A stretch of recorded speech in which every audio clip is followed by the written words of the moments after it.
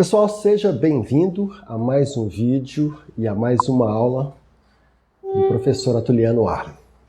Dando sequência às aulas passadas, nós já falamos sobre a estrela de uma forma simplificada, já falamos das cores primárias, as cores secundárias, e agora eu vou introduzir a matemática das cores. O que é matemática das cores? Quando nós falamos de matemática, nós temos que lembrar que tem significado de números, né? Eu sou matemático e posso falar com clareza sobre o assunto. O profissional de cabelo ele entende das cores, mas ele tem uma dificuldade de mensurar cores e números. Existe uma dificuldade nisso aí. Então, no curso que eu tenho aplicado para vocês, é para que vocês entendam que números e cores andam juntas. Isso nós vamos avançar de uma forma bem ampla para que vocês entendam claramente e se formem um colorista ao ponto de saber fazer e misturar qualquer cor. O que o colorista precisa fazer? Ele precisa ser formado em matemática? Não. Mas ele precisa entender de matemática. As duas operações básicas da matemática, que é somar e dividir, se precisar, multiplicar e diminuir. Então, o que acontece? Quando eu viro de uma forma simples e falo para vocês, 4 dividido por 2 é 2. Nossa, Túlio, mas isso é bem básico. Sim, mas se você não entender o básico, você não entende como fazer a matemática das cores, que funciona assim.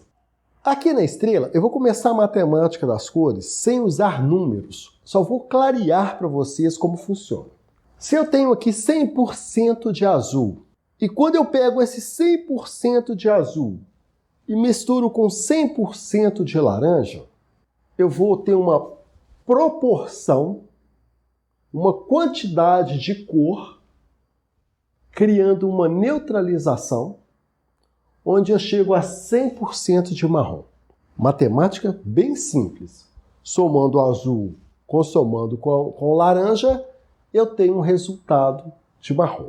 Quando eu pego 100% de violeta e somo com 100% de amarelo, na mesma proporção, eu crio uma neutralização, onde eu tenho um resultado marrom.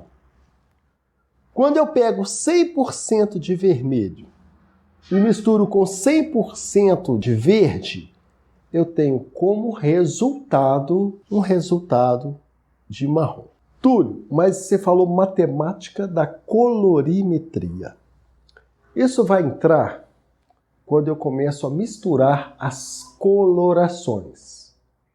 Como que é isso? Eu pegar um tubo de coloração de uma cor, somar com um tubo de coloração de outra cor, para eu chegar em um resultado definido. Tá?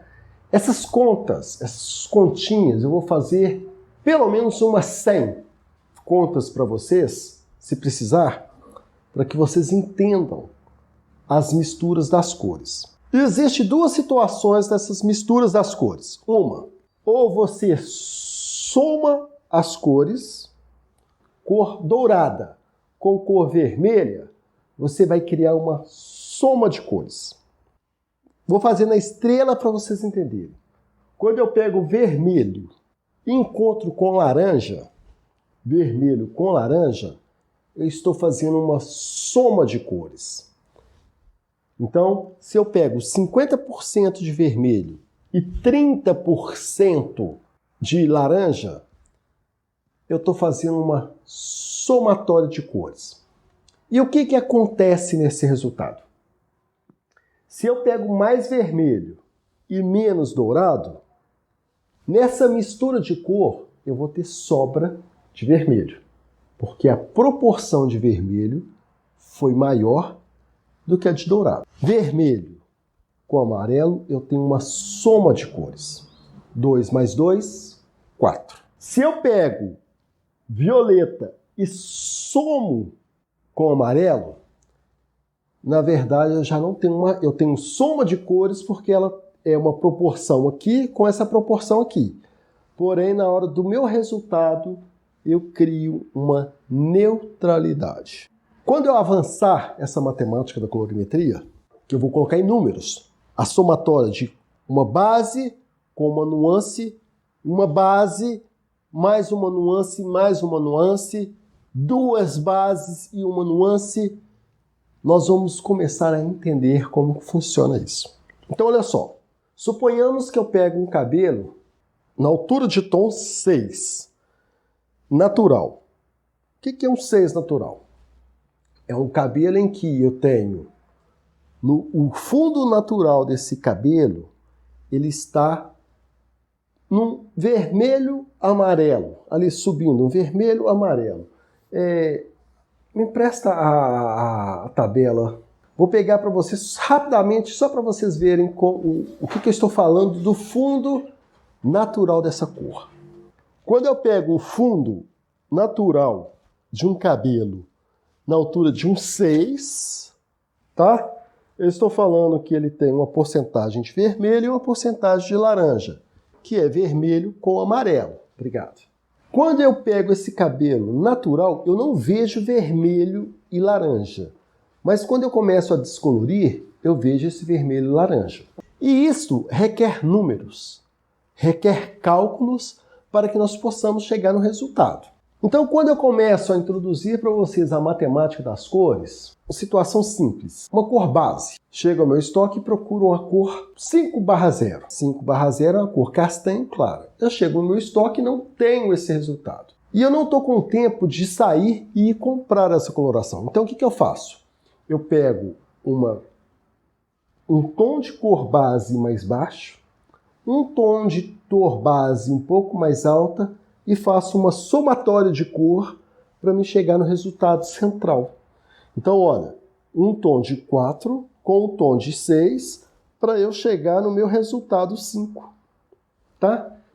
Eu vou mostrar isso nas próximas oportunidades em papel, de uma forma tudo escrita, para que vocês possam anotar e entender. Que você tem que entender a estrela de Oswald, fundo de clareamento, estrutura do cabelo, resultado de uma situação de um teste de mechas, que vai ser uma aula que eu vou dar bem bacana sobre o teste de mechas. Então, o seu resultado de cabelo, ele depende muito das matemáticas que você faz. Você quer ver um exemplo de uma matemática que ela é complicadíssima, mas os coloristas conseguem fazer? É quando você pega um cabelo, eu tenho o resultado de um cabelo assim, é que eu peguei um cabelo na altura de um 4, estrutura do fio grosso, e a pessoa queria ficar com o cabelo acobreado. Porém, essa pessoa tinha o cabelo na altura de 4, um palmo de 4, e das pontas, meio pontas, ela era loura. Então eu apliquei 7/4, né? Louro médio, acobreado, meio pontas. E tive que fazer o cálculo da raiz para que eu atingisse a cor da raiz para meio pontas. Qual foi o cálculo? Olha, se eu tenho o cabelo na altura de um 4, eu preciso chegar na altura de um 7. 4, 5, 6, 7. Então eu aumentei 3 tons. Qual o OX que eu devo usar? Vou explicar claramente, mas vocês vão aprender sobre isso. Eu tenho um cabelo na altura de um 4. Se eu usar o OX de 10, ele deposita cor. Se eu usar o OX de 20, ele abre 2 tons. Se eu usar o OX de 30, ele abre 3 tons. Se eu usar o OX de 40, ele abre 4 tons. Porém, quando você estuda colorimetria, você entende que cabelos na altura de 5 para baixo, o OX perde a força. Então o 10 continua depositando pigmento. O de 20, de vez de ele abrir 2 tons, ele abre 1. O de 30, de vez abrir 3 tons, ele abre 2. E o de 40, ao invés de abrir 4, ele abre 3. Então, uma raiz de 4, para quem não entende da situação, aplicaria um OX de 30. Só que ele ia perder uma força. Então, eu coloco o OX de 40 na mesma coloração 7/4 para eu abrir 3 tons. Então, o cabelo estava na altura de um 4. 4, 5, 6, 7, 8. Perdeu uma força, foi para 7. Com 7,4, eu bati exatamente a raiz na altura de meio pontos do cabelo. Isso é saber fazer matemática das cores. É claro que nós vamos ter aqui sequências, tá? Eu vou ensinar para vocês fazer matemática, né? Somar, dividir. Depois eu vou ensinar vocês mexerem com as bases. Depois eu vou ensinar vocês fazerem a base com nuance e fazer vocês entenderem o resultado. Neste momento eu vou tentar passar tudo o que eu sei, dar aula de tudo o que eu sei, para que vocês consigam chegar em resultados de máxima excelência no cabelo. Quando nós vemos alguns cabelos de modelos, aqueles cabelos lindos e fantásticos, nós temos que perceber que aquele cabelo tem processo de tratamento. A pessoa segue um cronograma, o cronograma precisa ser matemático. Tudo na nossa vida inclui a matemática, inclui os números. Então, se nós temos os números adequados em cores, nós vamos ter resultado. Você quer ver uma outra coisa? Eu tenho azul, vermelho e amarelo. São as 3 cores primárias, que já foram ditas. Nós temos violeta, laranja e verde, que é as cores secundárias. E nessa estrela aqui, ó, nesses cinzas bem clarinhos, eu deixei eles aqui como resposta das cores terciárias, que é a soma de uma cor secundária mais uma cor primária para eu chegar numa cor terciária. Túlio, nós precisamos entender das cores terciárias para cabelo? Como colorista, eu tenho que entender de todas as cores possíveis. Se você quer se tornar um colorista, se você quer até se tornar um professor de colorimetria, você tem que entender dessas cores que nós estamos falando. Por exemplo, quando eu somo azul com verde, vocês já ouviram falar de azul piscina? Azul esverdeado é a mistura dessas cores dependendo da proporção. Quando detalhamos de novo a matemática das cores, você vai ter que aprender a dosar, por exemplo, 10 gramas de uma base 7 com 2 gramas de uma base 6. Nossa, mas é tão pequeno. É um pequeno que te dá um resultado de um 7 mais fechado. 20 gramas de um 7 com 2 gramas de 5. Nós vamos ter um 7 mais fechado do que um 7 normal que a cor industrial nos entrega. Quando nós pegamos toda essa estrela e entendemos a forma que ela trabalha, você vai entender números na estrela, você vai entender números em fundos de clareamento e você vai entender números nas cores. Quando eu começar a mostrar para vocês os tubos de colorações, como são divididos, como são partidos, nós vamos entender que a cor industrial, o fundo de cor industrial é diferente de fundo de clareamento do cabelo. E nós vamos entender que todo este resultado que aprendemos aqui na estrela é o que nós aprendemos para fazer um cabelo. O colorista, ele trabalha de uma forma muito tranquila, que é olhar o cabelo, analisar o cabelo e já entender a cor que o cliente quer para entender exatamente a cor a ser aplicada. Existem 5 passos que eu falo que é interessante você aprender para ser colorista. Primeiro, um teste de mechas, bem feito. Segundo, teste de pechas muito perfeito. Terceiro, entender a estrutura do cabelo. Quarto, saber fazer a aplicação da cor no cabelo. E quinto, entregar um bom resultado. E o bom resultado, ele só vem a partir de cada situação bem aplicada sobre o cabelo. Quando falamos em números e cores, nós temos que ver o seguinte: quem que são a parte quente e quem que é a parte fria da estrela? Isso tem a ver com números e cores? Sim. Quando eu faço a soma de uma cor quente com uma cor fria, qual é o resultado que eu tenho? Se eu pego um cabelo de uma cor quente, né, cabelo vermelho, e coloco uma cor fria, o que acontece? Se eu colocar vermelho com violeta, uma cor quente com uma cor fria, tudo, vermelho e violeta, que cor que eu tenho?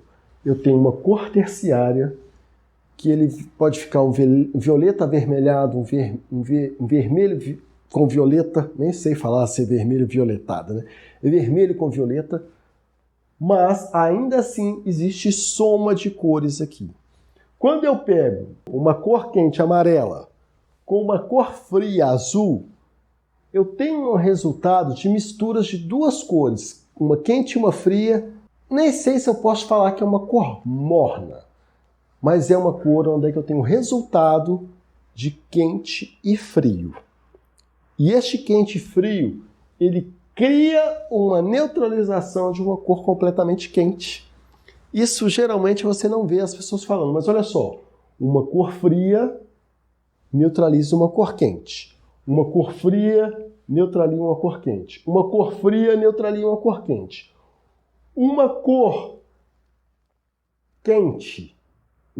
quente, no caso de vermelho, por exemplo, possivelmente ele não consegue ser neutralizado de todas as formas por uma cor fria.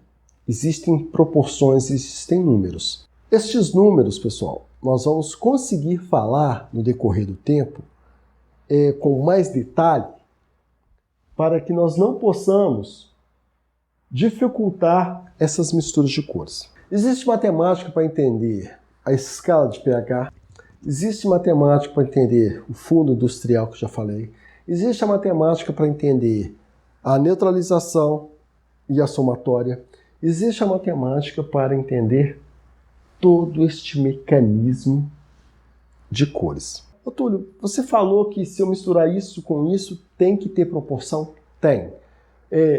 Na estrela, ela ensina que azul corrige o cobre. Perfeito. Mas e se eu tiver muito cobre e pouco azul? Eu tenho que ter números para resolver isso aí.